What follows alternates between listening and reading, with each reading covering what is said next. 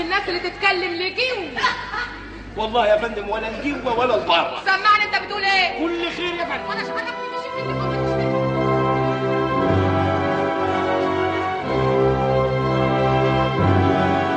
اللي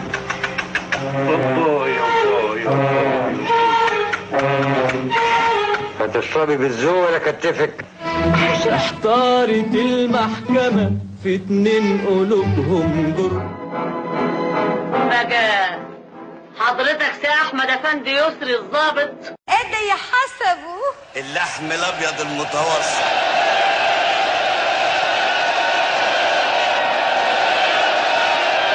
فقد تزندق، ومن تفقه ولم يتصوف فقد تفسق.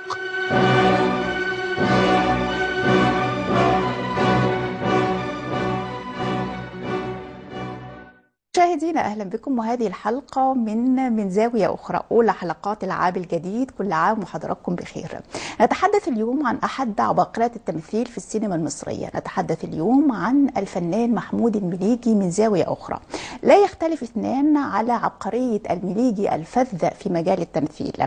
من ذا الذي يمكنه ان يختلف حول محمد ابو سويلم في فيلم الارض، او الباشا عزمي في غروب وشروق، او اقطاي في واسلاماه، او كونراد في الناصر صلاح الدين، او المعلم عباس الزفر في اسماعيل ياسين في الاسطول، او المعلم عرفان الفرارجي في رصيف نمرة 5، او الدكتور طلعت في الاختيار، او ضابط او عفوا دكتور طلعت في بئر الحرمان، وضابط المباحث في الاختيار.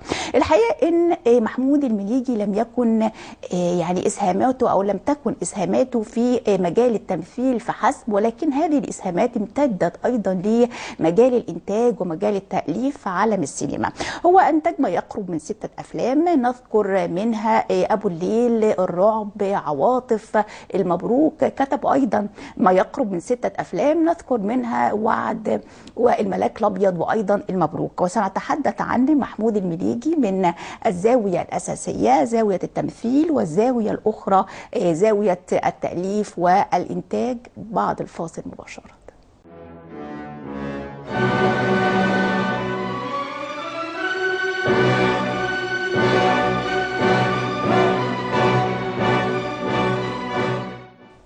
اهلا بكم من جديد. الفنان محمود المليجي علامه بارزه في الفن المصري، اثرى هذا الفن من خلال مسيره فنيه طويله تمتد لاكثر من نصف قرن، قدم من خلالها العديد والعديد من الاعمال، تصل اعماله الى 750 عمل فني ما بين سينما ومسرح واذاعه وتلفزيون. 21 فيلم من افلامه ضمن 100 فيلم الافضل في السينما المصريه. لقب به أنتوني كوين الشرق نظرا لبراعته في التمثيل، ولقب بشرير الشاشة أيضا نظرا لبراعته في تقديم دور الشرير على شاشة السينما، على الرغم من أن هذا الرجل على أرض الواقع يعني في غاية الطيبة وغاية الخجل كما يقول المقربون منهم.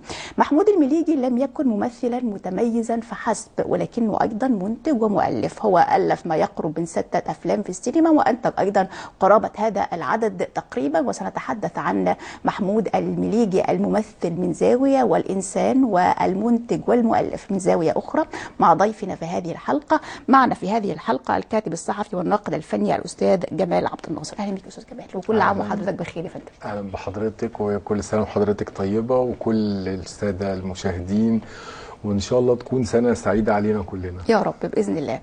أستاذ جمال، يعني مشوار الفنان محمود المليجي طويل، 50 سنة، فترة مش بسيطة على الإطلاق. لكن خلينا نبدأ هذا المشوار منذ البداية. هو من مواليد محافظة القاهرة، ولكن الأصول بتعود إلى محافظة المنوفية. ده حقيقي، هو أصوله بتعود لمحافظة المنوفية، لكن هو نشأ وولد وترعرع في حي المغربلين، وده أحد الأحياء الشعبية المصرية الصميمة اللي اكتسب منه صفات كتيرة وخد شخصيات كتيرة من اللي هو قابلها في هذا الحي، طلعها على الشاشة في الأعمال بتاعته. هو لو احنا بنتكلم على البدايات بتاعته، هو ما كانش حلمه خالص انه يمثل، هو كان بيحب المزيكا، وكان حلمه انه يبقى مطرب او عازف. وبالفعل كان والده من الناس اللي بيحبوا الطرب وبيحبوا المزيكا، وكان بيستضيف موسيقيين ومطربين في منزله.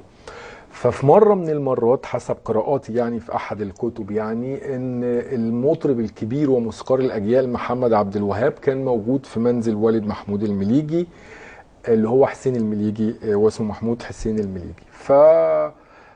قال له محمود المليجي، قال له حسين المليجي، قال له ابني محمود يعني بيقول إن هو صوته حلو وعايز يتعلم المزيكا والغنى وكده. فاستمع إليه تقريبا محمد عبد الوهاب فنصحه وقال له أنا أنصحك إنك تشوف أي حاجة غير الغنى. يعني أنت لا تمتلك موهبة الغناء ولا العزف ولا أي حاجة ليها علاقة بالمزيكا. فهو خد بنصيحته فعلا واتجه للرياضة الأول قبل ما يدخل كمان مجال التمثيل، وبالتحديد رياضة الملاكمة. وخاض فترة كبيرة جدا في رياضة الملاكمة لحد لما جه حلم التمثيل ليه لما دخل مدرسة الخديوية. ما حدش قال له في الملاكمة ولا في الرياضة ما انت لا تصلح لعالم الرياضة، دور لك على مجال آخر؟ مش عارف دي معلومة بس هو جسمه حتى كان ممكن يبقى مش مناسب ليه أنا بقول الجملة دي ليه؟ لأنه سيسمع هذه الجملة مرة أخرى الحقيقة، ولكنها يعني لم يكن قائلها يعنيها مثل الفنان محمد عبد الوهاب. سمع كلمة مرة أخرى أنت ما تنفعش في التمثيل خالص، روح دور لك على مجال تاني. سمعها من مين يا أستاذ جمال؟ سمع جملة إنه أنت ما تنفعش في التمثيل؟ لا ما اعرفش المعلومه دي بصراحه. عزيز عيد لما راح مدرسه الخديويه في البدايه خالص هو بيتحدث عن ذكرياته محمود المليجي. لا المعلومه دي ما اعرفهاش. انا دخلت مدرسه الخديويه واختار هذه المدرسه بالتحديد مدرسه ثانويه لان كان فيها الانشطه الحقيقه يعني على درجه عاليه. مدير المدرسه كان بيهتم بكل الانشطه وعلى راسها التمثيل، وكان بيجيب يعني كبار الممثلين وبين بينهم عزيز عيد. عزيز عيد طبعا محمود المليجي يعني بيعشق التمثيل حسب كلامي، وبالتالي راح وانضم لفرقته. بس كل ما يروح عنده يقول له يا عم انا مش هدي لك دور، انت ما تنفعش في التمثيل خالص، روح دور لك على اي مجال تاني. يروح يعيط. وفي يوم من الايام جاله واحد زميله قال له ده على فكره انت بتعيط ليه، ده فلان بيقول ده انت تحفه في التمثيل. قال له عزيز عيد قال كده؟ قال له فراح ساله طب انت كنت بتقول لي كده ليه؟ قال له عشان ما تتغرش في نفسك وتبدا الموضوع من بدايته. فجمله روح دور على مكان تاني او مجال تاني انت ما تنفعش دي سمعها اكتر من مره. سمعها اكتر من مره بس هو انا معلوماتي ان زي ما حضرتك قلت كان فعلا عزيز عيد هو كان بيتردد على المدرسة دي عشان يشوف العروض بتاعتها، وأحد العروض دي هو عرض في المسرح اللي كانت بتعمل فيه مسرحياتها زوجة عزيز عيد اللي هي فاطمة رشدي في ذلك الوقت. فهي شافته واعجبت جدا بأدائه ورشحته ان هو ينضم للفرقة بتاعتها وانه شاركها فعلا في عمل من الأعمال المسرحية. ومن هنا جت انطلاقته بقى او خروجه من فكرة الهواية في المدرسة مع الطلبة الى الاحتراف في فرقة فاطمة رشدي المسرحية. نعم. فممكن يبقى عزيز عيد فعلا قال له الموضوع ده ان كان عايز يشوف يعني قوة ارادته وتحمله على ان هو يستمر في هذا المجال. نعم. اذا شاهدته فاطمة عيد في احد هذه العروض في فاطمة رشدي ماشي بانها زوجة عزيز عيد ما غلطناش غلط كبير. فاطمة رشدي شاهدته في احد هذه العروض الفنية، اعجبت بهذا الشاب وقتها وعرضت عليها انه يعمل في فرقتها مقابل 4 جنيهات، ووافق محمود المليجي وقتها وترك التعليم. استاذ جمال صح كده؟ هو ما تركش، هو حصل على اللي هي البكالوريا زي ما بيسموها. نعم. زي الثانويه العامه كده حاليا يعني، لكن هو ما تركش التعليم بشكل كامل يعني. وهو بعد كده اشتغل مع فرقه فاطمه رشدي اكثر من عرض مسرحي، وكان بدايه كمان دخوله لعالم السينما من خلال فاطمه رشدي. ده صحيح. هي كتبت وانتجت وقدمت فيلم اسمه الزواج.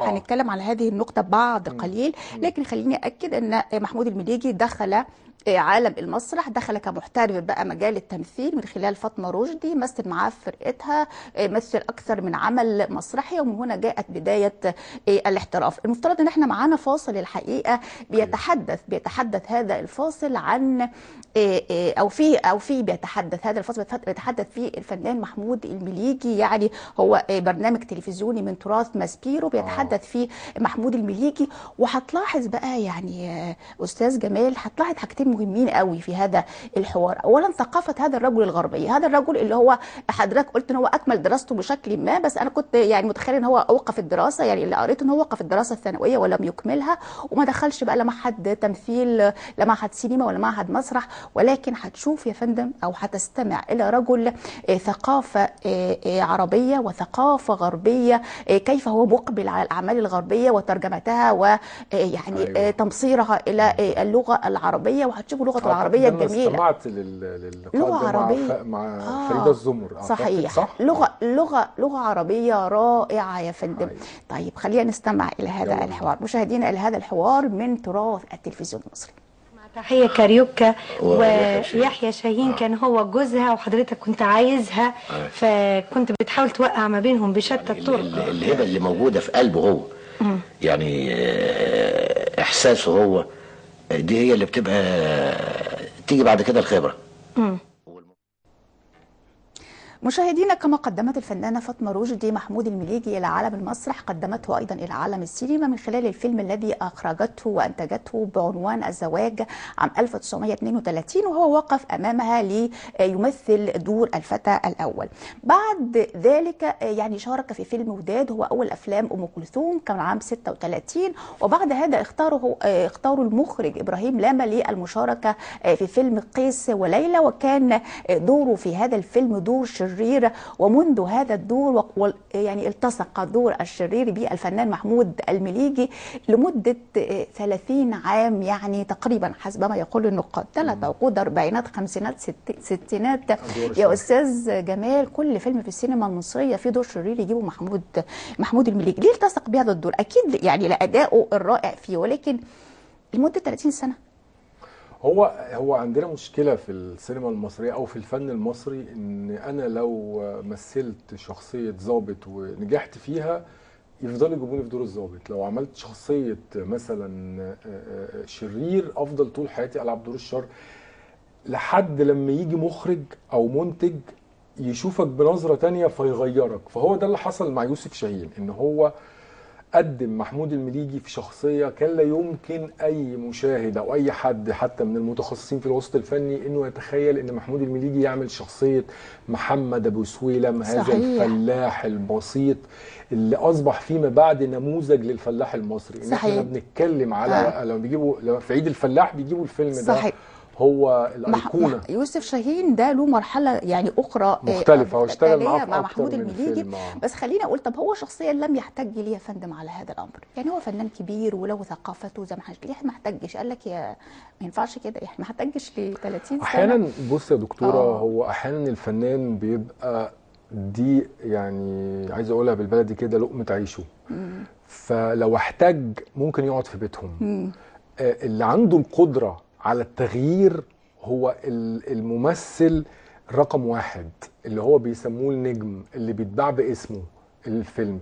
لكن محمود المليجي ظل لحد ما توفى هو مش النجم الأوحد في الفيلم اللي ما بيتباعش باسمه الفيلم أو يطرح نفسه. لماذا؟ يعني خلينا نقول طبعا عبقرية فذة في التمثيل مثل هذه العبقرية، يعني لم تأخذ دائما أدوار بطولة ثانوية، لم يأخذ البطل الأول يعني طوال حياته، حتى مع رجل يعني عبقري فني زي يوسف شاهين ما اداهوش برضه الدور الأول. ليه؟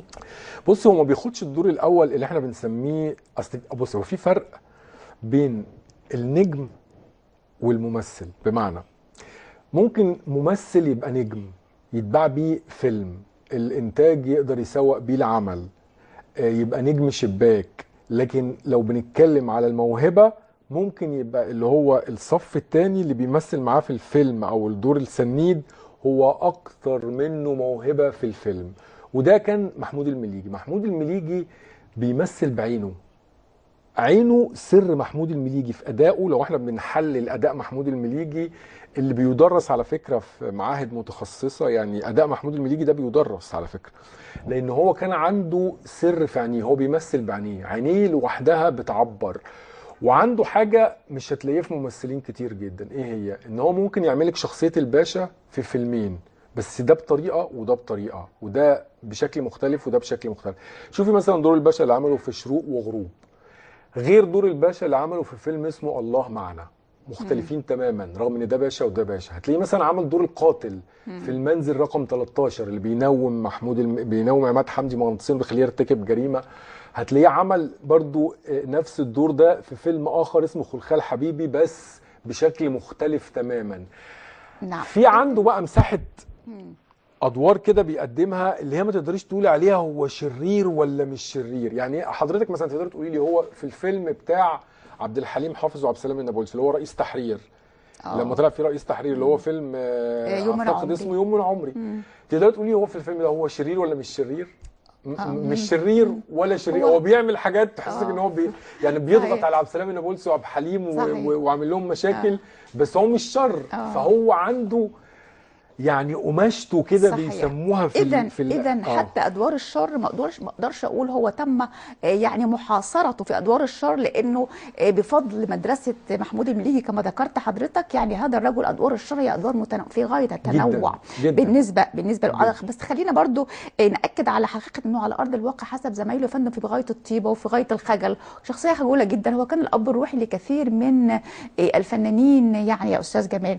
طيب ده برضو كلام، بس انا عايز اقول لك على معلومه قالها لي المخرج الاستاذ هاني لاشين اللي هو اخرج له اخر افلامه اللي مات فيه، وانا بنتكلم برضو على الواقع دي يعني واحنا في حديثنا. يعني هو بيقول لي مش بس هو كان بيخاف من الضلمه، كان بيخاف من القطه بالليل لو شافها في حته ضلمه. كان بيقول لي كده الاستاذ هاني لاشين المخرج، بيقول لي هذا الرجل اللي رعبنا في افلام. انا نفسي والله منزل رقم 13 ده لما بعينيه كده بيبص لعماد حمدي بينومه، انا بحس ان انا بنام معاه من كتر التاثير والمعايشه في الشخصيه اللي هو بيقدمها. فهذا الرجل شفتي على العكس كان طيب جدا، كان خدوم جدا، كان كريم جدا، ده اللي انا اسمعه عنه. كان بيخاف من القطه، بيخاف من الضلمه، بيخاف من حاجات يعني ممكن الطفل ما يخافش منها. فعلى العكس تماما من الشخصيه اللي بتظهر قدامنا. وده يدل على ايه بقى؟ على عبقريته، ان دايما احنا بنقيس قدره الممثل في ان هو ما يبقاش الممثل، يعني ما يبقاش هو محمود المليجي الحقيقي في الواقع هو اللي على الشاشه. انا هاخد كلمه عبقريه دي وهسال حضرتك سؤال، ما الذي يميز محمود المليجي كممثل في نقاط؟ يعني احنا لو قلنا كده سمات هذا الرجل، قدراته وموهبته بتتمثل في ايه؟ توصفها بايه يعني فنيا كده، يعني باسلوب اكاديمي؟ بصي، اهم ما يميز محمود المليجي لو بنتكلم بشكل علمي زي ما قلت لحضرتك، ان هو التمثيل عنده مش من مبالغه عضلات وشه، ولا ان هو يعمل لك الشر بطريقه معينه يكشر او يعمل حواجبه، لا، هو في عينيه، نظره عينيه نفسها لما الكاميرا بتقرب من عينيه في مشهد معين، في لحظه شعوريه معينه، بتشوفي الشر في عينيه. نفس الموضوع عمله على ذكر عينيه اللي حضرتك يعني ذكرتها اكتر من مره، يوسف شاهين كان بيقول ايه؟ انا بخاف من عينيه. يعني يوسف شاهين له مقوله كده كان بيكررها دائما عندما يتحدث عن محمود المليجي، يقول لك انا بخاف من عينيه. وبالتالي وحضرتك برضو بتركز على فكره العين دي اكتر من مره، ويمكن المشاهد اللي هنشوفها مع الساده المشاهدين والكاميرا بتقرب من وجه هذا الرجل وبتقرب من عينيه، هنلتفت لعينيه بالفعل وهتخاف. وانا نفسي في مشهد ما اعرفش لو موجود، اللي هو في فيلم عمله مع زكي رستم، كان هو معالجه لقصه فاوست اللي هي قصه عقد مع الشيطان، هو كان عامل فيه دور الشيطان. ده تمام. ده بقى في نظره عين ليه في اخر الفيلم استحاله حد يقدر يعملها حتى في السينما العالميه. فده نشوف لو في مشهد نتفرج عليه. طب خلينا نكمل حديث عن الاداء التمثيلي. يعني البعض غير بس انا قلت لك على العين، عايزانا اكمل لك تاني. هو كان عنده برضو قدره غير عادية على الخروج من شخصية لشخصية بسلاسة. يعني في ممثلين نقول عنده ايه شويتين كده بيعملهم في كل دور، يعني ما بيعرفش يخرج منهم، يعني هو تلاقيه بس حرفي كده بيعرف يعني. لا، محمود المليجي فعلا بيقدر يخرج من الشخصية بسلاسة ويدخل في شخصية تانية بعبقرية وتصدقيه. هو اهم حاجة في التمثيل انك تصدق الممثل، لان التمثيل هو كذب متفق عليه بيني وبين المشاهد. يعني انا المشاهد هو عارف ان انا بكذب، ان انا جمال بس انا طالع اعمل شخصية حسين، فازاي يصدقني ان انا حسين مثلا اللي ساكن في حي السيدة، الموظف الغلبان اللي مش لاقي ياكل، اللي بيعاني، وهو عارفني ان انا جمال. لو انا القدره دي قدرت ان انا اعملها يبقى انا كده هو ده هو محمود المليجي كان كده. شوفيه في كل شخصيه ازاي بيخرج منها ببراعه ويدخل في الشخصيه، وشوفيه ان هو عنده تنوع في اداء كل الشخصيات. رئيس عصابه حتى في الشر، خلي بالك هو في الشر عنده فيه تنوع. يعني لما عمل رئيس عصابه تلاقيه عملها في اكتر من فيلم. في فيلم مثلا بطل للنهايه هو كان عامل رئيس عصابه بس رئيس عصابه هو الوحيد واثنين ثلاثه من اللي في العصابه اللي عارفين ان هو رئيس العصابه. كل اللي في الفيلم عارفين ان هو الرجل الطيب الخير اللي بيعمل حاجات خيره ورئيس جمعيه خيريه. وفي اخر الفيلم خالص العصابه تكتشف ان هو ده رئيس العصابه اللي هم نفسهم ما يعرفوش ان هو رئيس العصابه. والمشهد الاخير ليه لو انت فاكره هذا الفيلم، هو عايز يقنعهم ان انا رئيس العصابه وهم بيقتلوه لانهم هم عارفين ان في رئيس عصابه بس ما يعرفوش ان هو محمود المليجي. نعم. فشوفي كل التفاصيل دي في الشخصيه هو قدر ازاي بعبقريته ان يقدمها صحيح. في هذا الفيلم. هو كان بيلقب بانه رائد الارتجال او الفن التلقائي، رائد الفن التلقائي في السينما، وكان زمايله بيقولوا انه عنده قدره رهيبه على سرقه الكاميرا، يعني اي مشهد هتلاقيه بيجذب انتباه المشاهد يعني بقوه. وخلينا نقول لقب انتوني كوين يا فندم اللي اكتسبه كان بناء على ايه؟ هو لان الفتره دي كان اهم ممثل في السينما العالميه هو كان انتوني كوين، فكان محمود المليجي فيما يخص هنا مصر والمنطقه العربيه كان هو بيحمل هذا القدر من الاهميه في التمثيل، من القدره على التلوين، من ان هو ازاي يخرج من شخصيه لشخصيه بسلاسه وبراعه زي ما قلت لحضرتك كده. فمن هنا جاء اللقب.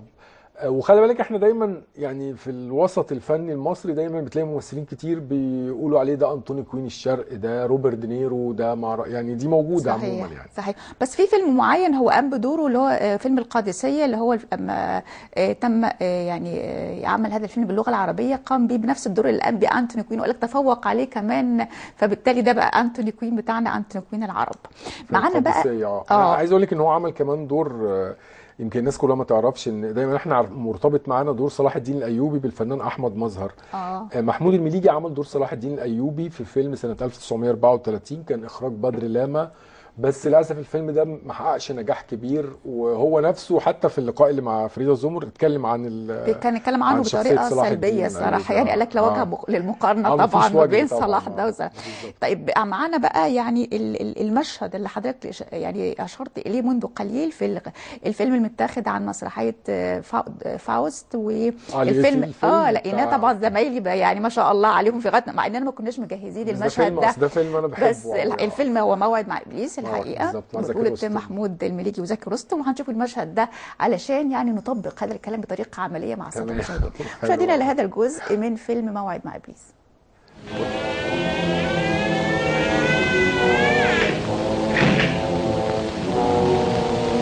حاجه غريبه، انت عايش هنا لوحدك كده؟ مفيش. برافو جدا.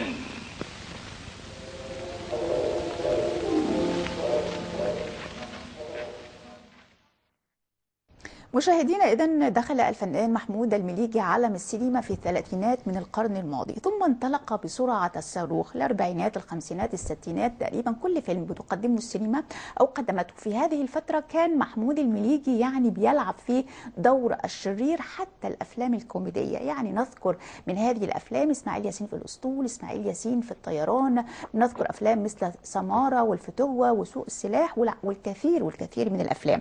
الحقيقة هو كان غزير الانتاج يعني استاذ جمالي، قال لك ده في عام 1951 عمل حوالي 40 فيلم ما شاء الله. يعني كان غزير الانتاج. والسينما نفسها ده معناه ان السينما نفسها يعني كانت غزيره الانتاج يعني جدا. في الفتره دي ايضا يا فندم كون ثنائي ناجح للغايه مع الفنان فريد شوقي، حدثنا عن هذا الثنائي. هو طبعا هو فريد شوقي كانوا ايقونات في السينما في منطقه الشر واللي بنسميه كده المنطقه الشعبيه. الناس بيحبوا البطل اللي يضرب غريمه ويكسر القهوه عليه، وده شفناه في اكتر من فيلم يعني ما بين فريد شوقي وما بين محمود المليجي. وكان ثالثهم بقى في الموضوع ده توفيق الدقن. يعني هم كانوا الثلاثه دول هم اكتر افلام في السينما المصريه جمعتهم مع بعض في فتره معينه اللي حضرتك بتتكلمي عنها. فهو فعلا وفريد شوقي كانوا الاثنين بيعملوا ثنائي، بس كان لازم ينتصر فريد شوقي في الضرب. يعني لازم فريد شوقي هو اللي يدي العلقه لمحمود المليجي في الفيلم، لدرجه ان كان في فيلم انا فاكر كان فريد شوقي مره في لقاء بيتكلم ان لما جاله السيناريو لقى ان محمود المليجي ينتصر عليه، فما قال لهم الناس مش هتصدق انتوا لازم تغيروا، فغيروا فعلا في السيناريو ان لا يبقى في النهايه فريد شوقي هو اللي بينتصر عليه في المعركه او في المشهد اللي فيه الاكشن دوت. فهم فعلا هم عملوا ثنائي جميل جدا في السينما المصريه، وكانت الناس مرتبطه بيهم في كل الافلام اللي كانوا بيعملوها. هنلاقي الثنائي ده كان موجود مثلا في اكتر من فيلم، يعني اتذكر منها مثلا رصيف نمره 5، المشهد الشهير لما بيدخل القهوه وبيمسكه يضربه ويمسح بيه بلاط القهوه، لو انت فاكره المشهد الشهير دوت. هتلاقي ده كان موجود في ابو الدهب، هتلاقيه موجود في كتير من الافلام اللي جمعتهم مع بعض. في الفتوه، وفي الفتوه طبعا ده من سوق السلاح. سوق السلاح كتير، او سوق السلاح من انتاج محمود المليجي برضو على هو انتج مجموعه من الافلام زيه زي كتير من نجوم السينما المحبين للسينما اللي بيقرروا في فتره معينه ان هو يستثمر امواله او فلوسه في ان هو ينتج صحيح. في المهنه اللي هو بيحبها. بس انا اقصد بالتحديد سوق السلاح اللي هو بطوله يعني فريد شوقي، ده بيعكس مدى التقارب بين الاثنين، وان هو بشكل ما قدم يعني هذا الرجل قدم فريد شوقي ايضا الى يعني شاشه السينما على طريقته الخاصه. طيب يعني بتظل بقى يا استاذ جمال، تظل النقطه الفارقه في حياه محمود المليجي الفنيه هي لقائه مع الفنان يوسف شاهين اللي كان في عام 1971 واللي كان من خلال فيلم الارض. لماذا يعد هذا الفيلم نقطه تحول في تاريخ محمود المليجي؟ لان الناس شافت محمود المليجي باسم البرنامج بزاويه اخرى ما كانوش شافوه بيها قبل كده. كل الادوار اللي كانت قبل كده بيقدمها محمود المليجي كانت ادوار شر، يعمل دور شيطان، رئيس عصابه، شرير، يعني كل الادوار. حتى لو بيعمل باشا بيعمل باشا فاسد، لو بيعمل ضابط بيعمل ضابط فاسد، يعني كل الادوار اللي كان بيقدمها كان بيبقى فيها ملمح الشر. لاول مره بنشوف زاويه مختلفه في اداء محمود المليجي، وهو راجل مسالم فلاح متمسك بارضه وبيحارب علشان الارض، وبنشوف مشهد بيتسحل فيه، المشهد الشهير في السينما المصريه. فده كان زاويه مختلفه في اداء محمود المليجي اكتشفها المخرج العبقري الاستاذ يوسف شاهين. والغريب ان هو مش عملها كمان عادي، يعني ممكن مثلا ممثل يقول المخرج ده غير فيه خلاه يعمل دور مختلف، لا ده عملها بعبقرية شديدة جدا لدرجة ان احنا اصبح رمز الفلاح في السينما المصرية هو شخصية محمد ابو سويلم. ايقونة الفلاح في السينما المصرية هو شخصية محمد ابو سويلم اللي قدمها بهذه العبقرية وهذا الانكسار في المشاهد. يعني شوف المشهد اللي حلق فيه شنبه وحاطط ايده، يعني بصي مع عبقرية ما بعدها عبقرية. غير ان انا عايز اقول لك ان انا اتفرجت على هذا الفيلم على شاشه كبيره، شاشه سينما كبيره بقى، مش لان طبعا احنا يعني الفيلم ده كان في السبعينات، فكنا احنا لسه ممكن ما اتولدناش او كنا لسه صغيرين اطفال يعني، فما كانش ميسر لنا ان احنا نشوفه في شاشه سينما. انا اتيح لي الفرصه ان انا اشوفه في احدى السينمات في وسط البلد في حفله خاصه كانت معموله لطلبه بتدرس سينما افارقه. لما اختاروا لهم فيلم الارض ليوسف شاهين وهم يتفرجوا عليه، ومناقشه كانت مع المخرج يسري نصر الله اللي كان بيناقش الطلبه بعد عرض الفيلم وانا حضرتها. شوفي بقى الناس نفسها، يعني احنا كمصريين مثلا لما نشوف الفيلم هنعجب بيه عشان فلاح مصري وتاثرنا، الافارقه اتاثروا بالفيلم جدا.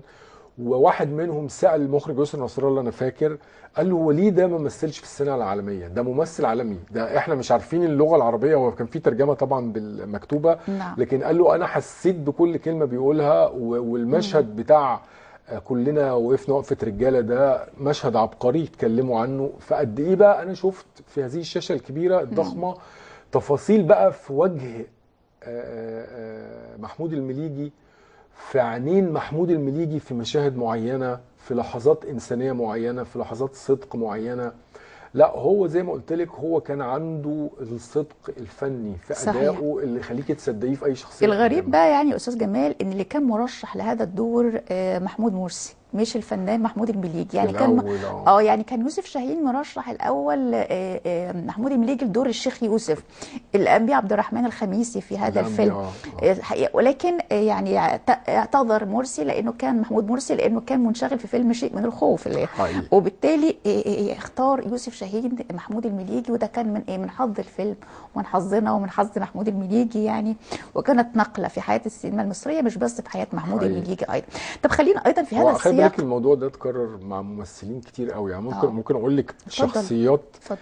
يعني لو قلت لك ان الكتكات كان الاول هيعملوا عادل امام، كان معروض الاول الفيلم على عادل امام، لو قلت لك ان مثلا الراقصه والطبال كان الاول الاستاذ محمد صبحي هو اللي مرشح للدور، بعدين عملوا احمد زكي.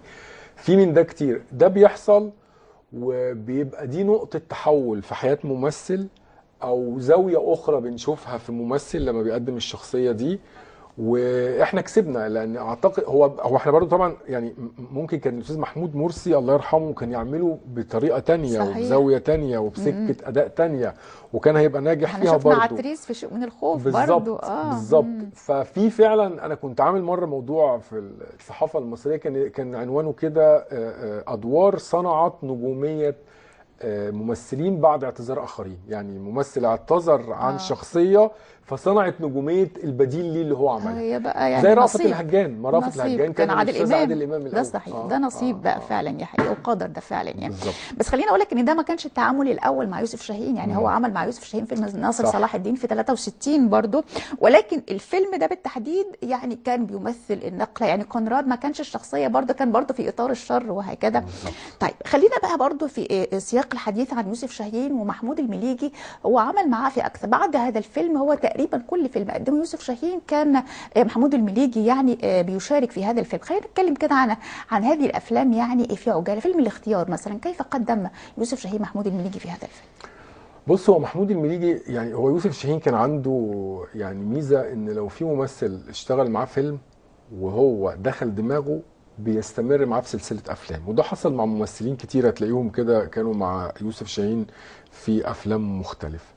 فمحمود المليجي كان احد هؤلاء. هو بعد كده اشتغل معاه في الاختيار وفي العصفور وفي اسكندريه ليه اعتقد او كل افلام اسكندريه ليه، وعوده الابن الضال وحدوته مصريه. الابن الضال وحدوته مصريه، واستمر معاه في اكتر من فيلم. لان يوسف شاهين هو مخرج بيقدر ان هو يوظف الممثل في شخصيه معينه بيبقى هو شايفه برؤيه مختلفه. الممثل نفسه ممكن ما يكونش شايف نفسه في هذه الزاويه. هو ده اللي حصل في كل سلسله الاعمال اللي قدمها يوسف شاهين، وكان فيها محمود المليجي احد ابطال الفيلم الافلام بتاعته يعني. فاداء محمود المليجي في سلسله الاعمال اللي قدمها مع يوسف شاهين يعتبر مرحله، واداؤه في السينما المصريه كانت مرحله مختلفه تماما. طب لو قلت الافلام اللي حضرتك ذكرتها دي كده، لو قلت لك تختار دور من بين هذه الادوار لمحمود المليجي اثار اعجابك بقوه زي فيلم الارض، تختار ايه؟ بعد الارض عوده الابن الضال. عوده الابن، لا قام بيه بدور ايه؟ فكرنا كده يا استاذ جمال. لا بدور ايه بمعنى اسم الشخصيه يعني تقصدي؟ مش لازم اسم الشخصيه، فكرنا بالدور بوجه عام. لا هو الفيلم ده بالتحديد من الافلام اللي فيه اكتر من محور. يعني ما ينفعش ان هو يتحكي. هو السينما ما ينفعش تتحكي، ما ينفعش انا احكي الفيلم او احكي لكن دور محمود المليجي كان هو دور الفيلم ايه؟ بيعرض والناس بتتفرج عليه. يعني انا قصدي ان هو دوره في هذا الفيلم كان دور مميز، لانه كان دور انساني شويه، فيه انسانيات. حتى المشهد الاخير اللي بيجمعه وهو وهشام سليم، لو نتذكر هذا المشهد كان في نوع من انواع الانسانيه في الاداء اللي هو قدمه. كان في كمان ايه، في اداء هو عمله في هذا الفيلم زي ما قلت لك، الاداء الحيادي اللي هو انت ما تقدريش تقولي عليه ان هو هنا في الفيلم ده نقدر نقدمه بشكل ان هو شرير ولا هو طيب ولا هو لا. هو كان عنده المنطقه دي بيعملها في مجموعه من الافلام اللي كان بيقدمها. لكن انا لو انت بتقولي اختار الفيلم، فانا اخترت فيلم عوده الابن الضال، لان انا بحب محمود المليجي في هذا الفيلم. طيب ويوسف شاهين بيحبه جدا، واحنا طبعا بنحبه جدا. يوسف شاهين كان معجب به للغايه، لدرجه يعني انه جعله دائما في جميع افلامه. يوسف شاهين كان بيتكلم عنه بكل فخر وكل حب وكل اعجاب في احد اللقاءات. خلينا نستمع ونشاهد يعني جزء من هذا اللقاء ونشوف شاهين بيقول ايه على محمود المليجي. مشاهدينا الى هذا الجزء من لقاء مع المخرج الكبير يوسف شاهين متحدثا عن الفنان الكبير محمود المليجي. ده يا نهار ابيض، راجل مش عبقري ولا حاجه، بس حطه قدام الكاميرا. يقول بكره تتعدل، واللي يقول الصبر طيب، واللي يقول كلام، واللي ما يعرفش يقول ايه. بقينا عايشين في كلام، نايمين في كلام، ساكتين في كلام، كل حياتنا بقت كلام في كلام في كلام. لما كان بيودع ابنه انا قلت له، يعني هو بيقول له يعني انا هشاور لك بالجامد كده عشان تعرفني من بعيد، يعني تبقى المشاهده. انا هشاور لك بالجامد كده عشان تعرف. من كتر ما قالها كويس انا اتخنقت. خلاص يا ابو محمد، زغرات يا اولاد.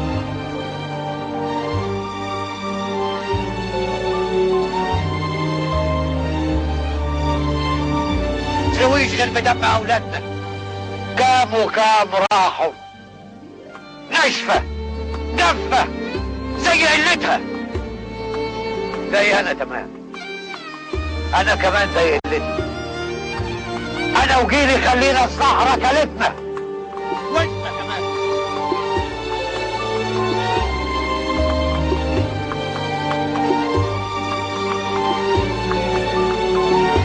محدش مرمي في البلد دي الا اللي مرمي فيها. انت شاطرة بشكل يا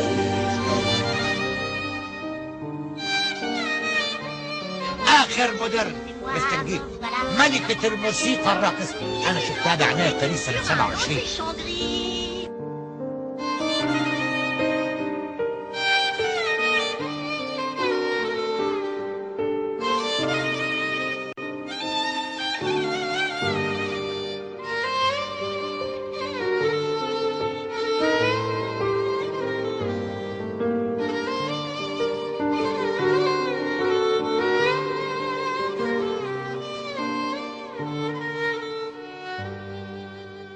والكرامة يفضل ايه للبني ادم لما تنتهك كرامته؟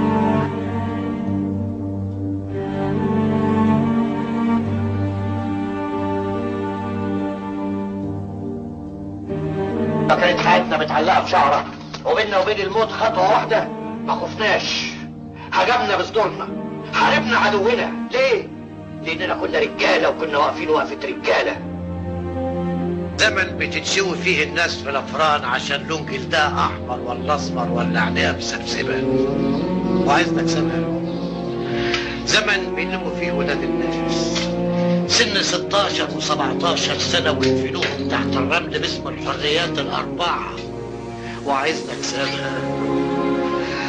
زمن بيكسبوا فيه فرد واحد 5000 جنيه في دقيقه ويغلوا على التاني اجرة الطرماي وعايز تكسبها. وتفتكر هنقدر على الظالم ده يا شيخ حسونه؟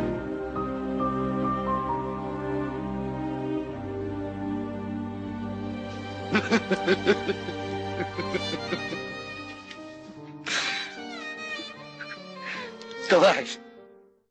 مشاهدينا، عشق الفنان محمود المليجي السينما فلم يكتفي بالتمثيل لها بل دخل عالم الإنتاج وعالم التأليف أيضا. هو كتب حوالي 6 أفلام للسينما، نذكر من هذه الأفلام الملاك الأبيض، المغامر، الأم القاتلة، وعد، سجين أبو زعبل، والمبروك.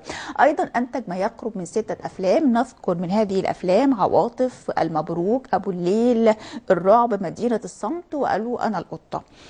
أستاذ جمال، يعني الفنان محمود المليجي كان صرح في أكثر من لقاء إن سبب يعني دخوله عالم الإنتاج في المقام الأول هو تقديم يعني عمل ذو قيمة فنية كبيرة، رفع القيمة الفنية للعمل اللي بيقدم والبعد عن المواضيع السطحية والساذجة وهكذا.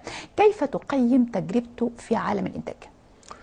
هو الأفلام الإنتاج اللي حضرتك ذكرتيها من شوية يعني منها فيلم المبروك مثلا، انا شايف ان ده فيلم كان من الافلام المهمه اللي هو قدم فيها شخصيه المبروك، هذا الرجل الدجال اللي عايز يقنع الناس بالدجال علشان يكسب اموال وعلشان يسيطر على عقولهم.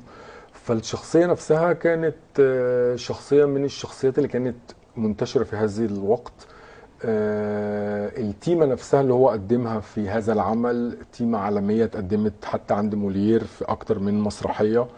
فبالتالي هو كان ذكي في اختياراته للأفلام اللي أنتجها، لكن للأسف مفيش نقدر نقول فيهم غير فيلم أو فيلمين هم اللي حققوا إيرادات. لو احنا بنتكلم على فكرة إيرادات، هم ما نجحوش النجاح الكبير قوي في السينما المصرية. يمكن فيلم المبروك شويه هو فيلم قعد شويه في السينما وحقق ايرادات لما انا اطلعت يعني على التفاصيل بتاعته، وفيلم عواطف برضو من الافلام اللي كانت برضو عملت ايرادات كويسه. وسوق السلاح برضو، وسوق السلاح. لكن هو انا عايز اتكلم على فكره الفنان المنتج. فكره الفنان المنتج دي يعني لجأ ليها كتير قوي في السينما المصريه، زي فريد شوقي انتج، زي محمود ياسين انتج، زي احمد زكي انتج، زي كتير من النجوم، حتى اعتقد سيدات زي مثلا مديحه يسري انتجت بعض الافلام، ماجده. انا بشوف ان انا بنرفع القبعه او بنقول شابوه للفنان المنتج. ليه؟ لان هو استثمر فلوسه في المهنه اللي هو بيشتغلها. فهو محمود المليجي كده، هو اقتنع بموضوعات او في موضوعات معينه هو شاف ان محدش هينتجها له، فهو قرر انه ينتجها لنفسه، ان يبقى هو البطل بتاعها، او حتى مش البطل، يبقى هو المشارك فيها في البطوله. فاحنا نحييه على ده حتى لو الافلام دي ما حققتش النجاح المبهر. وهو كمان كان بيشارك في كتابه صحيح. طب كتير من كمنتج يا فندم، كمنتج يا استاذ جمال، هل هو ساهم في اكتشاف نجوم جديده؟ اعتقد ان الافلام دي كان فيها كتير من الفنانين اللي هو يا اما اكتشفهم او صعدهم في ادوار اكبر، او ان هو قدر يقدمهم بشكل مختلف زي ما في مخرجين تانيين قدموه بشكل مختلف. هو على فكرة كان بيحب جدا الممثلين الشباب، حتى لما سئل قبل كده في احد البرامج لما قالت له مين الممثلين انت شايفهم اللي يقدروا ان هم يبقوا نقول عليهم من شبه الجيل بتاعك، فعد اكتر من ممثل. هو كان بيحب احمد زكي جدا على فكرة، يعني انا في لقاء ليه برضه هو اشاد باداء احمد زكي. ده صحيح.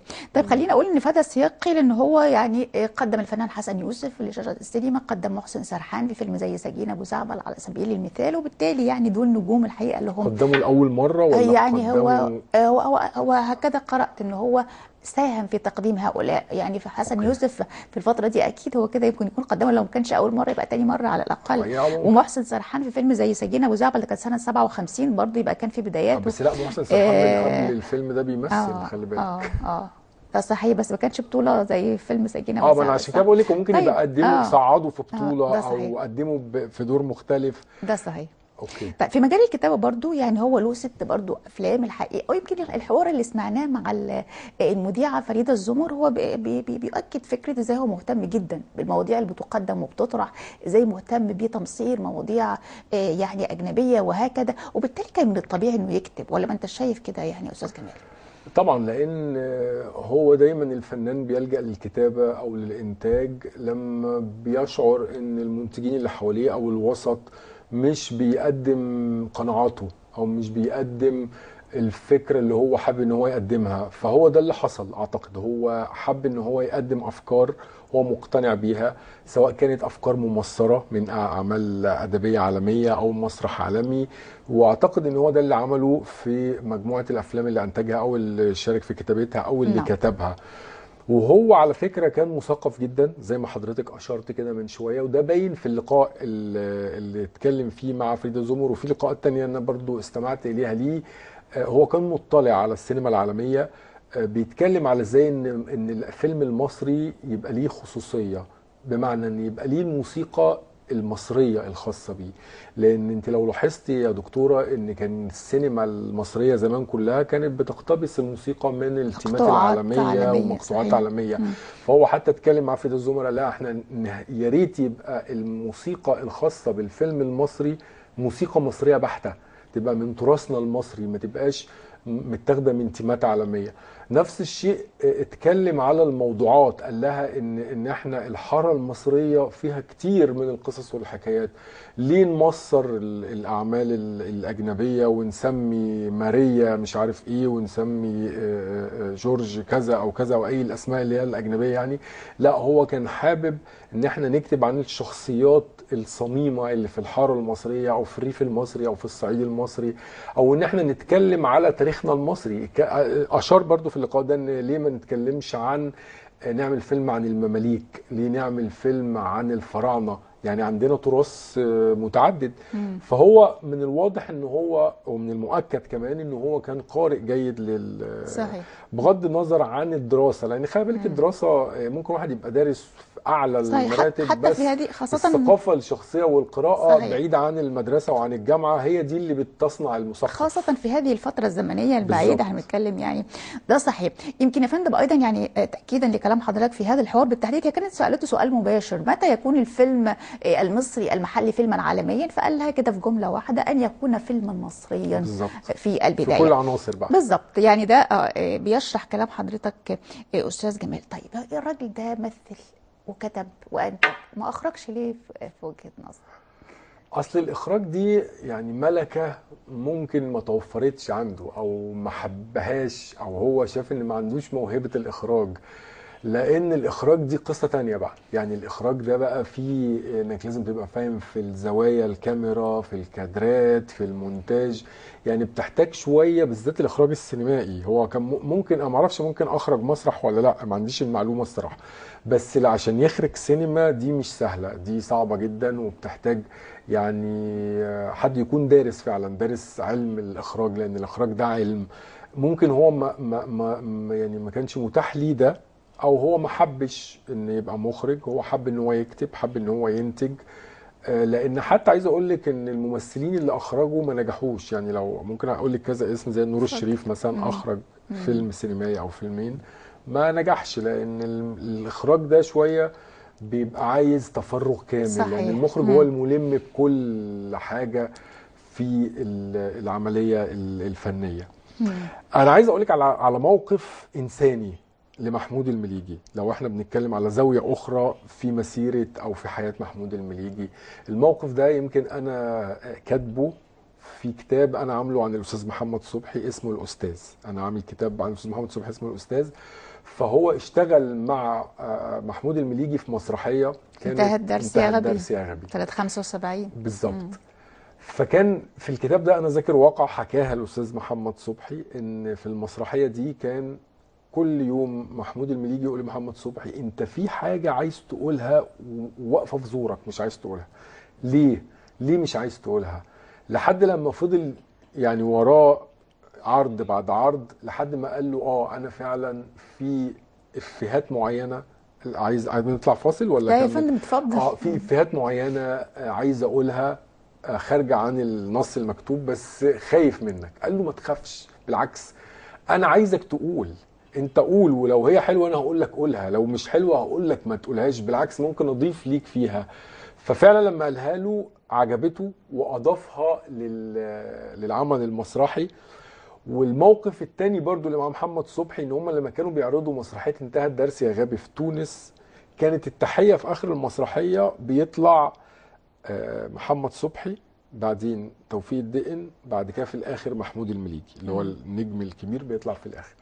محمود المليجي لما شاف ان بعد العرض الاول الناس بقت تخرج تشيل محمد صبحي في الشارع وتنادي باسمه اللي هي دور سطوحي ويقول له يا سطوحي، فقال له انت اللي هتحيي في الاخر. فخلاه هو يحيي ان هو البطل. يحيي يطلع الاول توفيق الدين، محمود المليجي، بعدين محمد صبحي.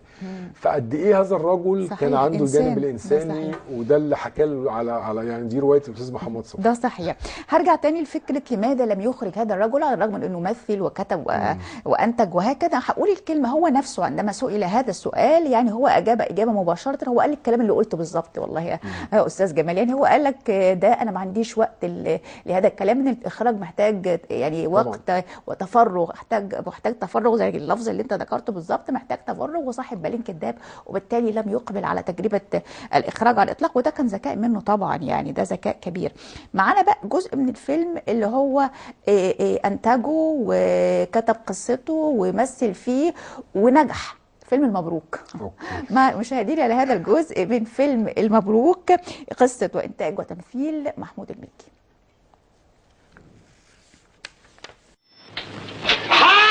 سيدنا المبروك، اهلا وسهلا. الغني هو الغني. عندك يا جدع انت رايح فين؟ يا غني جاينا ليه؟ قولوا يا اختي ان المبروك ده شاطر قوي، ان شاء الله ربنا يسمع من بقك. قولي لي يا اختي انت عيانه بايه؟ يا اختي بعد الشر المنيل جوز. مشاهدينا، ترك الفنان محمود المليجي بصماته ايضا في عالم المسرح. هو دخل عالم المسرح، البدايات كانت من خلال عالم المسرح والفنانه فاطمه رشدي، ثم بعد هذا التحق بفرقه اسماعيل ياسين، ثم فرقه تحيه كاريوكا، ثم فرقه المسرح الجديد، وقدم العديد والعديد من الاعمال المسرحيه. محمود المليجي على خشبة المسرح يا أستاذ جمال، يعني هذا الرجل هو لم يتوقف. أعتقد أنه لم يترك المسرح في أي فترة من فتراته، كان بيعمل بالتوازي مع السينما. يعني ما بنظر كده لأعماله المسرحية الكتيرة، فأكيد هو ما سابش المسرح، لم يهجره في فترة من وعايز أضيف حاجة في الفرق اللي هو راحها، فرقة يوسف وهبي. أنت ما قلتهاش، بس هو فرقة يوسف وهبي اشتغل فيها ملقن. ده كانت في مش البدايه ممثل. خالص. بعد ما بعد ساب ساب فرقة فاطمه رشدي صحيح. التحق، لان هو في نقطه انا عايز اقولها لك، هو ليه اشتغل ملقن رغم ان هو كان ممثل؟ لان هو في فتره من حياته لما بابا راح اتفرج عليه في المسرح طرده من البيت وعاش لوحده، اجر شقه مع مجموعه من اصحابه وعاش فيها، فده خلاه ان هو محتاج انه يصرف على نفسه، فقبل ان هو يشتغل ملقن في فرقه يوسف وهبي الفتره، لحد بعد كده انتقل بقى لفرقه اخرى كممثل يعني. فالفتره دي هو لما بابا اتفرج عليه وهو بيمثل رفض ان هو يمثل، فهو اصر على ان هو يستكمل مسيرته في التمثيل، فترك منزل الوالد وراح عاش لوحده. هو في المسرح كان برضو عملاق واستاذ، وخده بالتدريج، يعني خد اول ادوار صغيره مع فاطمه رشدي، بعدين كبر شويه لحد ما بعد كده وصل ان هو بيعمل بطولات مع اسماعيل ياسين بقى في المسرح الكوميدي وفي مسرح التلفزيون. هو يمكن احنا للاسف عشان التراث المسرح المصري لم يصور بشكل كامل، فمسرحيات قليله جدا اللي احنا هنشوف فيها محمود المليجي، منها مثلا مسرحيه انتهى الدرس يا غبي، منها مسرحيه اعتقد مع اسماعيل ياسين حتى فصل واحد منها مش المسرحيه كامله. فهو التراث المسرحي بتاعه للاسف كله يعني لم يصور، فما قدرناش نشوف هذا العملاق على المسرح الا في ادوار صغيره، لكن هو نفس الكاريزما ونفس الحضور الطاغي على الشاشه كان موجود ايضا عند محمود المليجي. كان سؤالي التالي يعني حضرتك كمخرج مسرحي بقى يا استاذ جمال، أيوه. هذا الرجل محمود المليجي بقى على خشبه المسرح كممثل مسرحي، الحكم عليه ازاي؟ هل هو بنفس عظمته في عالم السينما يا فندم؟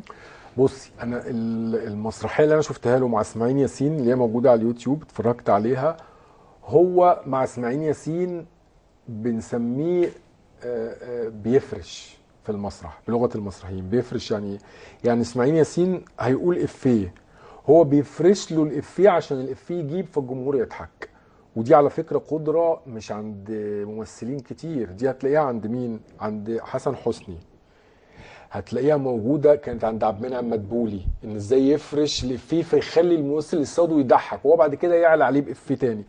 هو محمود المليجي في المسرح بالذات في الكوميديا اللي قدمها، المسرحيات اللي عملها مع اسماعيل ياسين والجزء اللي انا اتفرجت عليه، انا شفت هذا العملاق في هذه المنطقه، فهو كان عنده هذه القدره. الكاريزما موجوده، الحضور موجود، لكن طبعا انت عارفه ان شاشه السينما شويه بتبقى قريبه من الوجه فبتبين التمثيل في العين، لكن هو المسرح شويه مش هنقدر يعني نشوف الاداء في العين، لا بنشوفه اكتر بقى في الجسم ككل، في وده كان اهم ما يميز المليجي يعني ايه بالظبط.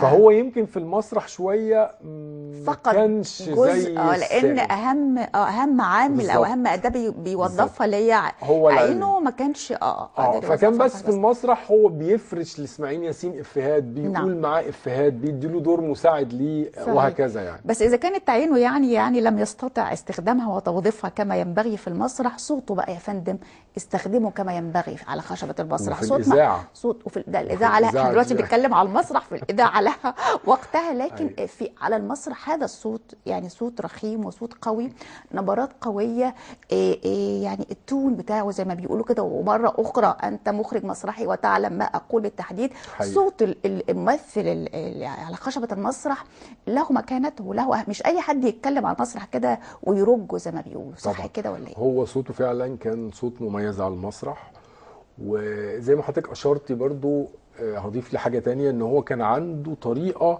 في تقطيع الجمل اللي بيقولها في الحوار، سواء حوار مسرحي او حوار تلفزيوني او حتى سينمائي. هو عنده طريقه في تقطيع الجمل ونطق الالفاظ بطريقه محمود المليجي اللي هو ما حدش يقدر يعملها زيه، ودي كانت بتميزه مع نبره الصوت اللي حضرتك اشرت ليها. هو كان ليه نبره صوت مميزه، يعني مش هتلاقي شبيه ليها خالص في السينما المصريه. يعني انت لو معديه كده وسمعتي صوت فيلم هتعرفي على طول ان ده صوت محمود المليجي، لان هو ليه نبره صوت مميزه، وده كانت من الحاجات برضو المميزه في ادائه والمميزه في شخصيه محمود المليجي. وده كمان بقى هتلاقيه في المسلسلات اللي لما نتكلم عنها الاذاعيه، هو عمل مسلسلات اذاعيه كتيره صحيح. جدا. يمكن طبعا احنا ما حضرناهاش، بس في منها موجود على اليوتيوب اللي يحب يعني ان هو يستمع اليها. هتلاقي برضو ان هو في الاذاعه كان صوته مميز جدا. وخلي بالك هو صوته كمان لما كبر في السن اختلف شويه عن صوته في لما كان شاب في حده الصوت وفي يعني كان بقى افضل، بقى اكثر نضجا ولا لا بقت افضل طبعا. بقى افضل وبقى في تعبير صوتي بيوصل لك الاحساس بالجمله باللفظ نفسه بالمخرج. فلا هو كان يعني زي ما بنقول كده، لو احنا بنقول على ادوات الممثل، هو كان عنده القدرة ان يستخدم كل ادوات الممثل، وكان عنده حرفية شديدة جدا. زي ما في مادة بتدرس في معهد الفنون المسرحية اسمها حرفية الممثل، هو هذا الرجل كان يمتلك حرفية التمثيل. ده صحيح. يمكن برضو على ذكر صوته، هو قام بدوبلاج لاحد افلام جاري كوبر الشهيرة ونجحت قوي، قدم فيه شخصية جاري كوبر من خلال الصوت، فكان في منتهى الجمال. دي معلومة ده في منتهى الجمال الحقيقة نظري. يعني عايزين نقول ان هو هذا الرجل حتى صوته يعني موجودة يعني في الخارج يعني اعترفوا بقوة هذا الصوت. يعني هيمثل كوبر عندهم، فيعني لابد ان يكون مميز جدا فيما يتعلق بالصوت. معانا احدى المسرحيات بقى اللي شارك في بطولتها، مسرحية غراميات عفيفي يا استاذ كمال. مشاهدينا الى هذا الجزء من مسرحية غراميات عفيفي اللي هي من بطولة محمود مليجي، الفنان الكبير محمود المليجي، وعادل امام وامين الهنيدي، وده كانت سنة 1975. سيبني والنبي اتفرج على جيمس بون ده شويه. سخن سخن سخن سخن. ايه هو اللي سخن ده؟ وش حيوان انك تلف عليا. الف عليك ده مش مصدقني عندهولك. هو فين؟ نفسي اشوفه، نفسي اقابله، نفسي ارتاح بالايدين.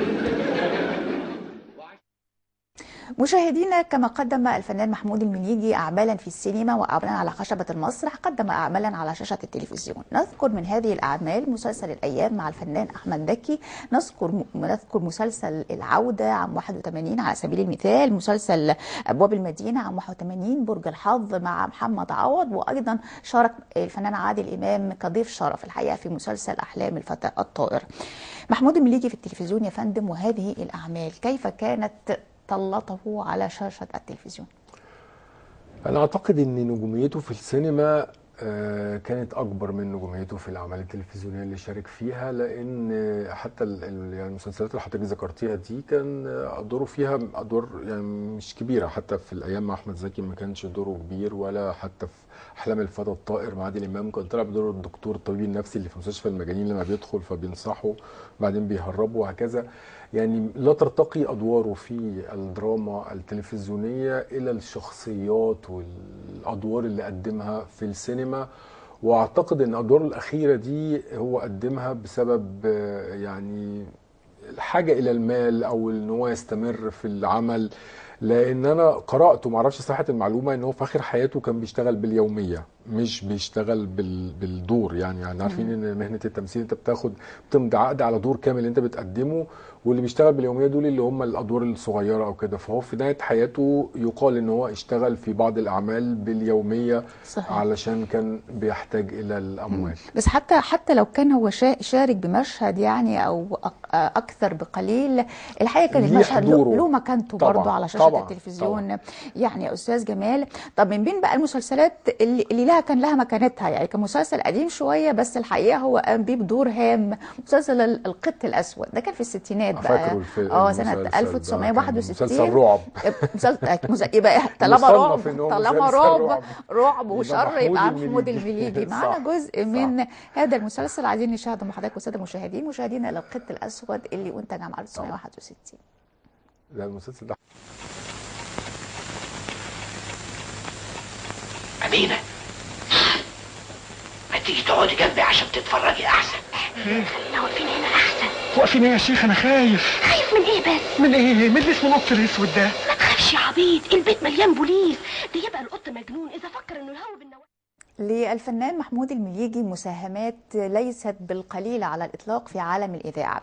قدم أكثر من مسلسل إذاعي ناجح. نذكر من هذه الأعمال مسلسل قاهر الظلام، دندش، الرحلة، قلوب تحت الرماد، الأسوار العالية، قلوب للبيع، وأهلا يا حب. يعني أعمال مش قليلة الحقيقة. وحضرتك ذكرت منذ قليل أنه نظرا لامتلاكه لصوت رخيم يعني، وبالتالي كانت الإذاعة يعني لها مكانتها، والأعمال اللي قدمها من خلال الإذاعة برضو لها مكانتها الخاصة. أستاذ جمال، هو بالفعل يعني في مجموعة من المسلسلات الإذاعية اللي موجودة على اليوتيوب أنا استمعت لبعضها. هو يعني زي ما كنا بنتكلم برضو من شوية، كان عنده نبرة صوت مميزة جدا. كان بيقدر، خلي بالك الإذاعة التمثيل فيها أصعب من السينما أو المسرح أو كده، لأن أنت ما عندكش وسيلة توصل بيها الإحساس وتوصل بيها الأداء غير الصوت. فازاي ان انت من خلال الصوت ده هتعيش المستمع الى الحالة اللي هو فيها والمكان والزمان وكل حاجة. هو محمود المليجي كان عبقري في هذا، يعني في كل المسلسلات اللي انا قدرت يعني انا استمع اليها هو كان بيجسد الشخصية بصوته، بيوصل لك الصورة. يعني انت بتسمع صوت بس انت شايف قدامك الصورة بتتجسد من خلال الأداء، اللي هو كان عنده قدرة على تلوين الأداء، على تقطيع الجمل، على ان هو يوصل الإحساس من خلال الجمل اللي بيقراها في الحوار، وخاصة كان في الإذاعة. فالإذاعة بالتحديد برضو كان ليه باع فيها طويل، يعني قدم مجموعة من الأعمال، وفي أعمال غير دي برضو أكيد تاني يعني. فهو كان ناجح في كله، بس اعتقد فيما عدا التلفزيون شويه انا كان ليا تحفظ على ان هو ما كانتش النجوميه اللي كانت موجوده في السينما. يعني لو رتبنا كده هيبقى السينما اولا طبعا، ثم المسرح ثانيا، ثم الاذاعه ثالثا، ثم التلفزيون رابعا. تمام كده، هذا الترتيب. ده ترتيب صح. طيب تمام. معانا كده معانا جزء من احدى هذه المسلسلات الاذاعيه.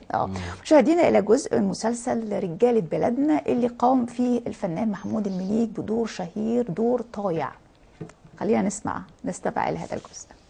ولولا سجاري لمحوا خدامك وخدام البيه الكبير بقى هي الحكايه كده. ولولا لطف الله كان اللي في نفسهم عملوه.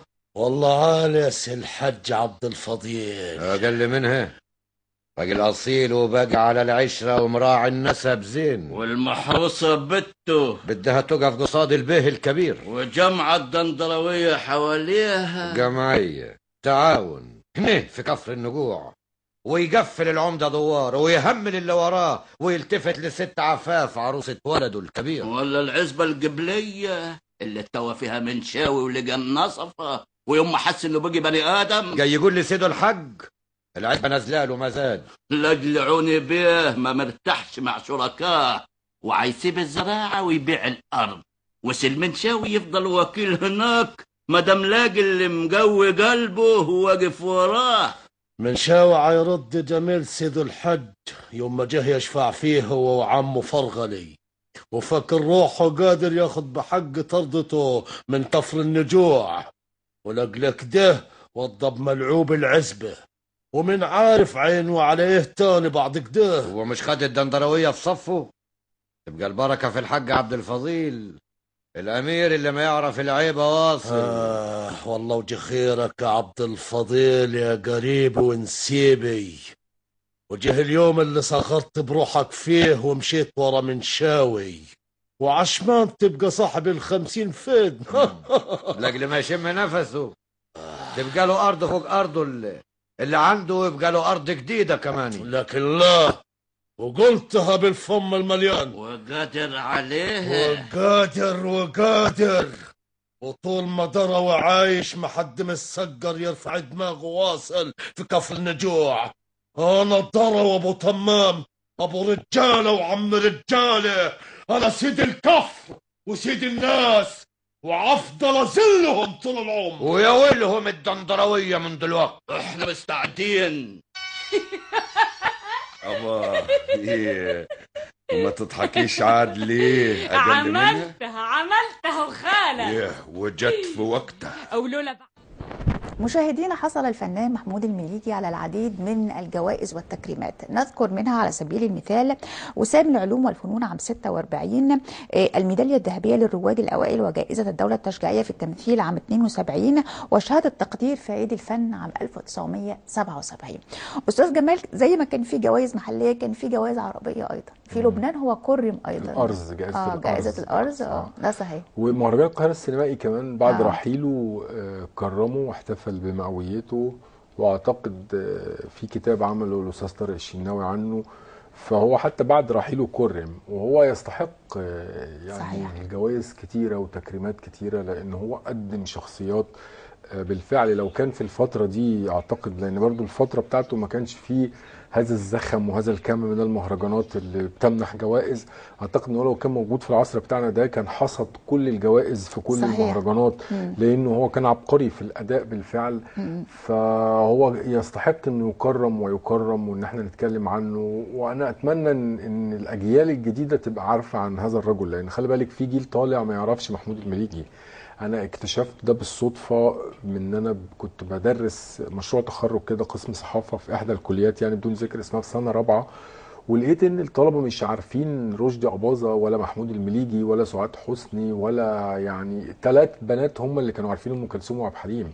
ففي جيل طالع يا دكتوره ما يعرفش هؤلاء الفنانين العباقرة اللي أفنوا عمرهم في التمثيل، وللأسف البعض منهم يعني ما خدش حاجة من المهنة دي غير الفن اللي هو قدمه لنا ده. فلازم ان يبقى في سبوت على هؤلاء الفنانين العظام اللي رحلوا، زي البرنامج بتاع حضرتك ده برنامج مهم. ان اعتقد ان الحلقة دي لو اتفرج عليها حد من الأجيال الجديدة أو شباب هيعرفوا عبقرية هذا الرجل وهيتابعوا المشاهد بتاعته، لان احنا دلوقتي اصبحنا نعيش في جيل لا يرى، قليل منهم اللي بيشاهد التلفزيون، الاغلبيه هنا على الموبايل وعلى السوشيال ميديا. فحتى انا هحاول بقدر الامكان، واعتقد ان انتوا بتعملوا ده، ان انتوا بتشيروا الحلقات والحاجات على السوشيال ميديا عشان صحيح. يشوفها الجمهور. فده حق من حق، يعني حق هذا الفنان ان احنا ده جزء من تكريمه برضو، ان احنا بنعمل حلقه عنه النهارده، وان يبقى في حلقات عنه لبرامج تانية وقنوات تانية. اعتقد ده مهم لان هو يستحق التكريم، لانه فعلا الراجل ده يعني لو احنا بنقول ان السينما المصريه فيها حوالي 5000 فيلم، هو لوحده ليه حوالي 500 فيلم ولا 700 فيلم، منهم 21 في افضل 100 فيلم. افضل 100 فيلم، فده هو ايقونه في السينما المصريه. فلازم ان احنا حينما تذكر السينما المصريه هنذكر محمود المليجي، دي مقوله. ويذكر غروب وشروق بطوله محمود المليجي طبعا. وده احد الافلام طبعا ال100 ضمن قائمه الافضل 100 فيلم في السينما المصريه، غروب وشروق من بطولة فنان كبير محمود المليجي، واللي يعني هنشوف كده مشهد منه دلوقتي، والمشهد ده يستحق عليه جايزة لوحده وتكريم لوحده خاص بيه يعني يا أستاذ جمال طبعا. بس خليني أشير كده قبل ما نشاهد هذا الجزء من الفيلم إنه كمان تم تعيين محمود المليجي في مجلس الشورى كعضو في مجلس الشورى عام 1980 صح. يعني أيضا يعني هذا نوع أكيد من أنواع تقدير الدولة لهذا الرجل والفنان الكبير. خلينا بقى نروح بقى فيلم بقى كده يعني شهادة كبيرة لأستاذنا محمود المليجي. مشاهدينا لهذا الجزء من فيلم غروب وشروق اللي قدم عام 1970 ومن إخراج كمال الشيخ. تفترض من الخدمة بعد 35 سنة صرصار زيك قدر يخدعني، خلاني تحت رحمة كلاب السرايا، مش عارف بيدبروا لي ايه النهارده علشان ينفذوه.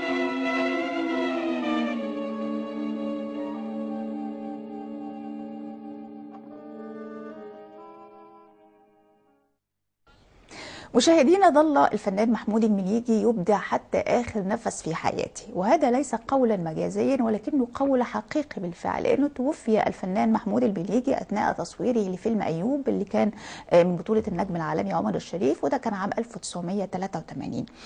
أستاذ جمال، يعني حضرتك بتعرف نعلق على المشهد اللي فات لأن المشهد عبقري. نعلق يا فندم مشهد النهاية من فيلم غروب والشروق. انت شفتي أصلا نظرات عينيه في المشهد عامله ازاي، وازاي ان هو عمل. انا كنت قلت لك في النص كده بس ما ركزناش ان هو كان ممكن يعمل اكتر من شخصيه في اكتر من فيلم، بس كل واحده بطعم مختلف وبطريقه اداء مختلفه وبشكل مختلف. كان منهم دور الباشا اللي عمله في شروق وغروب، هتلاقيه عمل دور باشا برضه فاسد، كان في الله معنا. بس في فرق شاسع ما بين الاتنين في أدائه وفي طريقة إلقائه للحوار نفسه في الفيلمين. فدي برضو بتؤكد على عبقرية هذا الفنان العظيم اللي عنده القدرة ان هو يعمل الباشا 5 مرات بس كل باشا منهم غير التاني. والقدرة دي كانت موجودة برضو عند احمد زكي على فكرة. صحيح. فبس انا كنت حابب ان انا يعني اعلق على المشهد. عايزين حضرتك تعلق لنا بقى على مشهد الوفاة، لانه فعلا مشهد درامي الحقيقه. مشهد الوفاة مشهد درامي كان اثناء تصوير فيلم ايوب يا فندم. هو المشهد ده كمان انا حكاهولي يعني وجها لوجه مخرج الفيلم الاستاذ هاني لاشين، لما انا كنت بعمل نشره عن الفنان محمود المليجي، نشره او ملف عن محمود المليجي في مهرجان الاقصر للسينما الافريقيه، كان بيحتفل بمئويته يعني. فعملنا ملف خاص عنه، فكان منها شهاده كانت للمخرج هاني لاشين اللي اتكلم فيها على مشهد النهايه.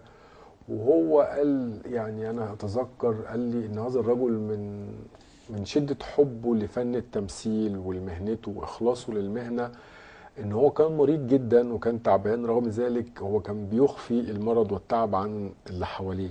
فهو راح عمل المشهد، والمفروض ان المشهد ده كان امام عمر الشريف، هو بيعمل فيه ان هو تقريبا نايم وبنسمع صوت شخير ليه في المشهد، فهو عمله ببراعه. وبعد ما خلص المشهد خلاص المخرج قال ستوب يعني، والمشهد اللي بعده فلقوا ان هو راسه يعني نزلت كده على جسمه، فعمر الشريف جري افتكر ان هو مثلا في غيبوبه اغمى عليه، فاستدعوا الدكتور، فالدكتور قال لهم ان هو توفى. فهو مات وهو بيمثل، مات في لوكيشن تصوير، مات يعني وهو في المهنه اللي هو احبها واخلص لها طول حياته.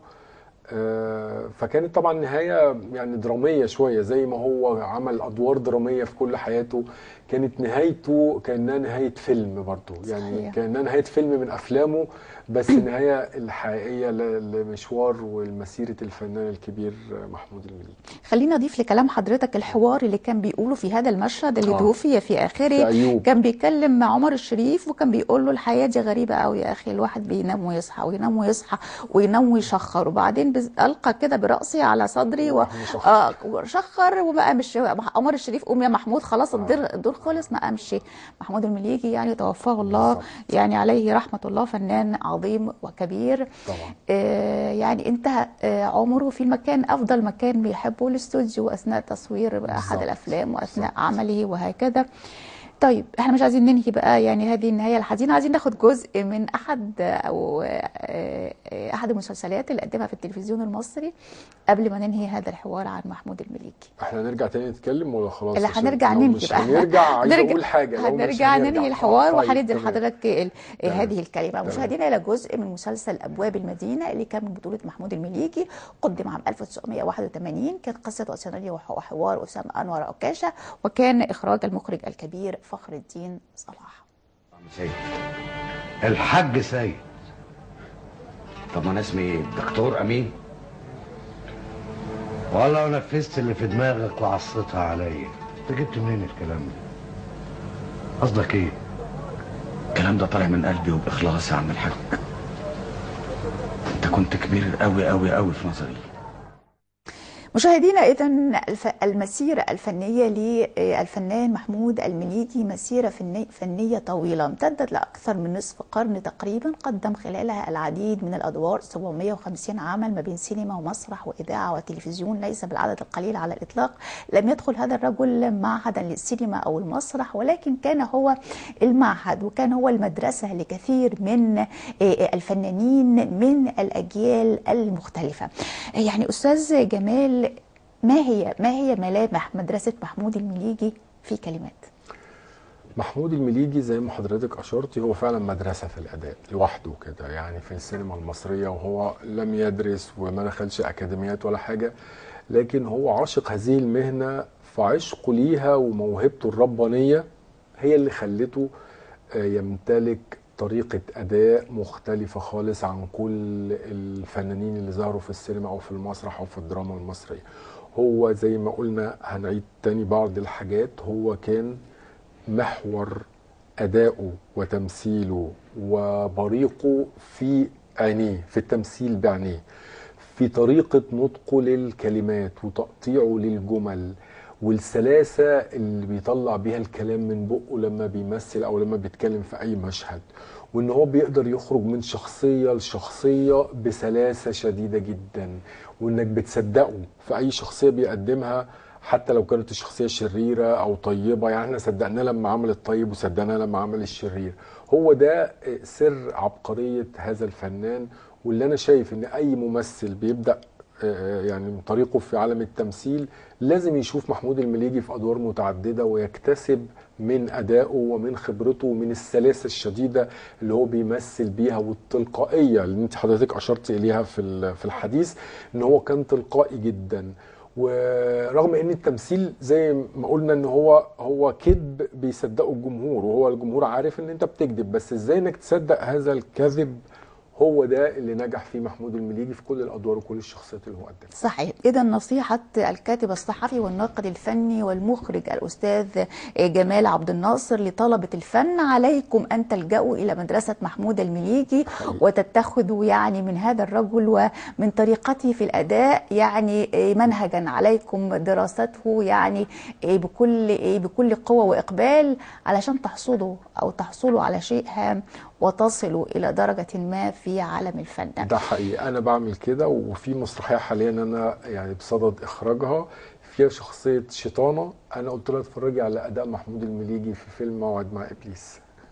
لو عن رواية أو مسرحية دكتور فاوست. أيوة. ده صحيح. إذا مرة أخرى عندما أردت مرجعا لدور الشر كان محمود المليجي هذا المرجع. عملوا أحسن في دور الشر. لو الوقت هو عملوا احسن من يوسف وهبي لو بنقارن، لما يوسف وهبي عمل دور الشيطان هو عمله احسن، اللي هو في فيلم سفير جهنم. وتصدق ان هو ده الشيطان. يوسف وهبي شويه الاوفر بتاعه مدرسه المبالغه كانت مسيطره عليه في دور الشيطان، لكن محمود المليجي عمله بسلاسه جدا. اذا مره اخرى هو استاذ في ادوار الشر. في نهايه هذه الحلقه يعني لا يسعنا الا توجيه الشكر لحضرتك يا فندم الكاتب الصحفي والناقد الفني الاستاذ جمال عبد الناصر. شكرا جزيلا. شكرا جزيلا يا فندم. مشاهدينا انتهت الحلقه، يعني شكرا لطيب المتابعه ونلقاكم الاسبوع المقبل باذن الله.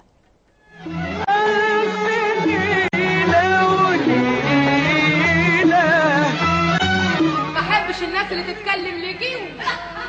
والله يا فندم ولا الجيوه ولا البره. سمعني انت بتقول ايه؟ كل خير يا فندم. وانا شغلتني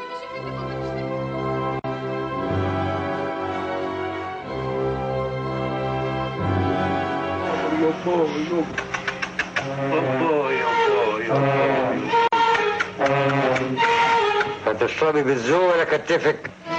احتارت المحكمة في 2 قلوبهم جر. بقى حضرتك سي احمد افندي يسري الضابط ادي حسبه اللحم الابيض المتوسط.